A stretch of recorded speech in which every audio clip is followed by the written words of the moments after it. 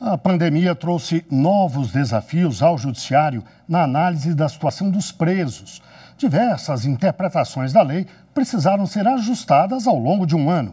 Na terceira reportagem da série Julgados do STJ na Pandemia, você vai ver como os ministros do Superior Tribunal de Justiça analisaram situações que chegaram à corte envolvendo a população carcerária do país.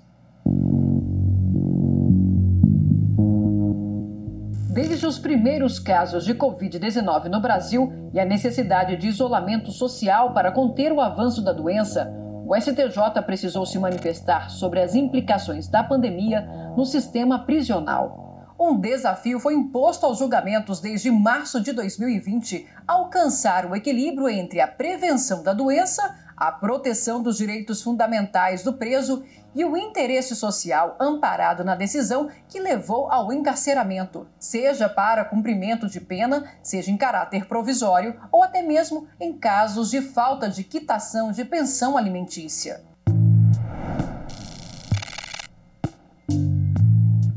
Antes mesmo da publicação de regras específicas que orientassem os magistrados diante da Covid-19, o ministro Rogério Schietti Cruz substituiu a prisão preventiva de Astério Pereira dos Santos, ex-secretário de Administração Penitenciária do Rio de Janeiro, por medidas cautelares diversas, devido ao risco de contágio no presídio. Na decisão, o ministro explicou que os crimes não foram praticados com violência ou grave ameaça contra pessoas. E diante da precariedade do sistema penitenciário, a prisão antes da condenação é o último recurso a ser utilizado neste momento de adversidade.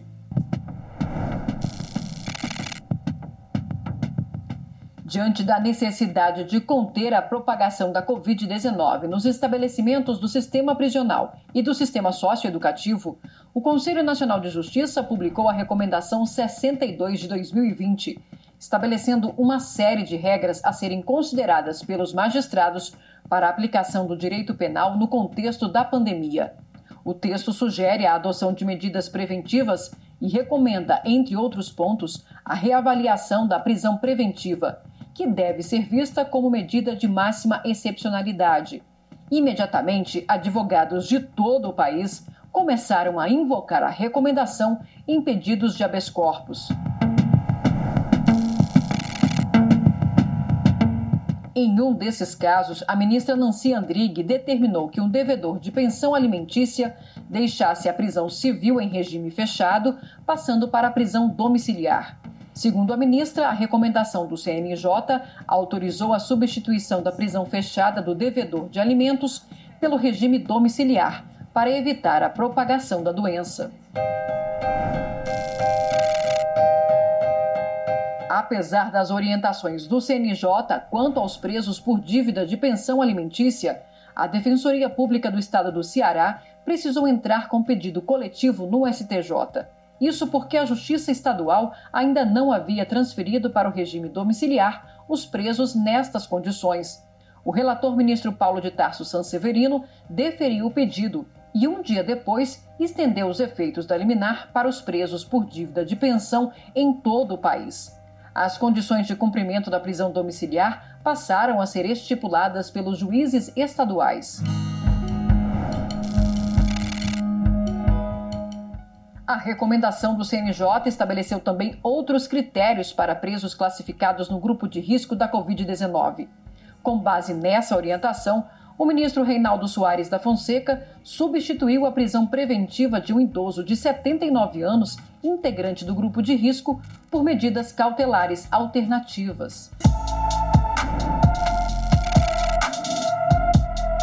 Também foi negado um pedido de habeas corpus coletivo para flexibilizar as condições de prisão de todos os detentos em caráter provisório do país que se enquadrassem no grupo de risco. Na decisão, o então presidente da Corte, ministro João Otávio de Noronha, ressaltou que, apesar das orientações do CNJ, é necessária a demonstração individualizada e concreta de que o preso preenche os requisitos para a mudança do regime. Levando em conta o cenário econômico provocado pela pandemia no país, o ministro Sebastião Rey Júnior atendeu a um pedido da Defensoria Pública do Espírito Santo, e determinou a soltura de todos os presos do Estado cuja liberdade provisória estivesse condicionada ao pagamento de fiança. No voto, ele afirmou: sabe-se do grande impacto financeiro que a pandemia tem gerado no cenário econômico brasileiro, aumentando a taxa de desemprego e diminuindo ou até extirpando a renda do cidadão, o que torna a decisão de condicionar a liberdade provisória ao pagamento de fiança ainda mais irrazoável. Em 1º de abril de 2020, Sebastião Rey Júnior estendeu essa medida para todos os presos do país cuja liberdade estivesse condicionada à fiança. Amanhã, na quarta reportagem da série Julgados do STJ na Pandemia, você vai ver que, diante da crise financeira instalada no país, a situação econômica de empresas e até mesmo o auxílio emergencial do governo foram alvo de julgamentos nos tribunais. Não perca!